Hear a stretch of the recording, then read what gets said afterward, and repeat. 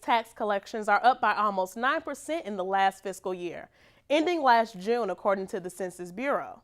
Tax revenues grew in all 50 states. That's a big change from the previous year when just 11 states saw an increase. But in states like California, Florida, and New York, cuts in education and aid to local governments boosted the numbers. In others, the revenue was raised by cuts in public employees' paid and retirement benefits.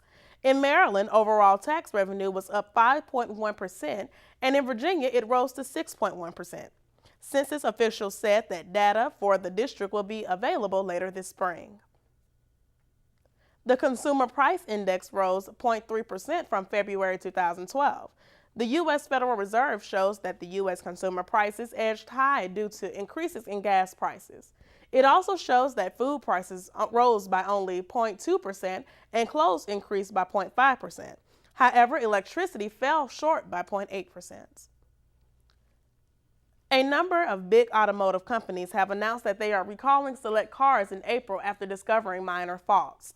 Honda has indicated that it will recall about 554,000 sport utility vehicles in the United States.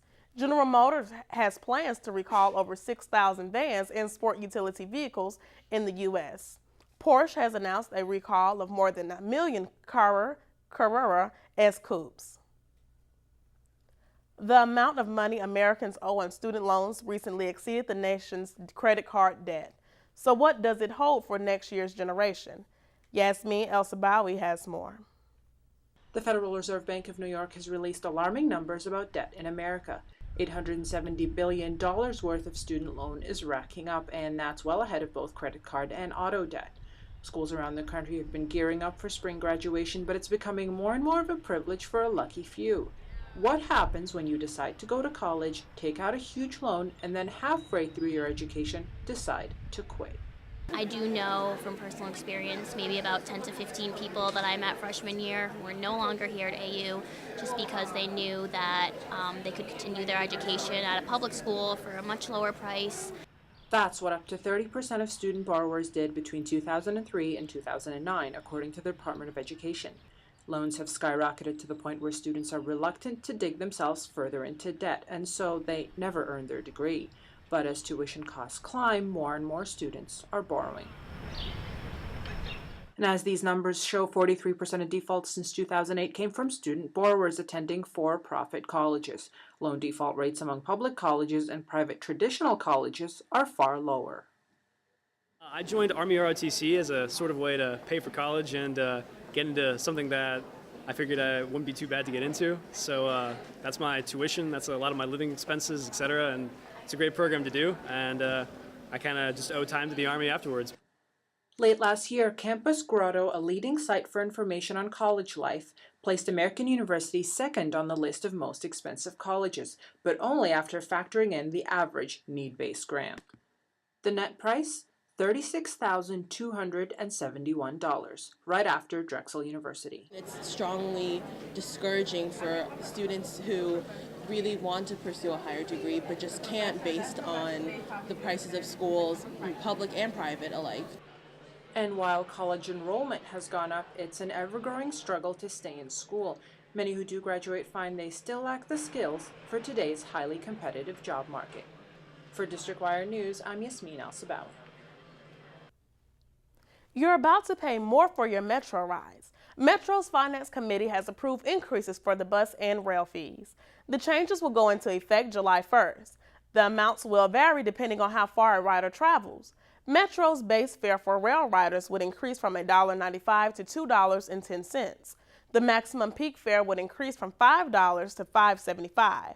Bus fares would increase by a dime, and bus riders who pay cash would face a 20-cent surcharge. Vacancy rates for commercial properties around the district are climbing. Alora Rifkin has more information about what some landlords are doing to combat this problem. Commercial landlords in downtown D.C. are doing something that seems a little peculiar, generously giving away free rent. The practice of giving renters free rent or building renovations at no cost are known as tenant concessions. But commercial landlords are getting something out of giving the free rent. They are doing it in hopes of keeping the market value of their properties. According to a new report by the tenant brokerage firm Studley, commercial rent concessions are up more than 11% in the past year in D.C. In 2007, commercial real estate in D.C. cost an estimated $60 per foot, but right now it's up to more than $111. There's an 11% vacancy rate in the district for commercial real estate, which works out well for tenants. Like people feel that they have a lot of availability out right now. A lot of different properties are offering concessions to renters, giving 1 month free or giving multi-month free. They're giving all utilities included. So there really isn't a rush to rent a property considering how many options you have and how many concessions are being given right now. The Studley report found renters looking for more than 50,000 square feet will find themselves with less bargaining power than a smaller retailer or company. I think right now it's the smaller properties, just considering that we're living in a city.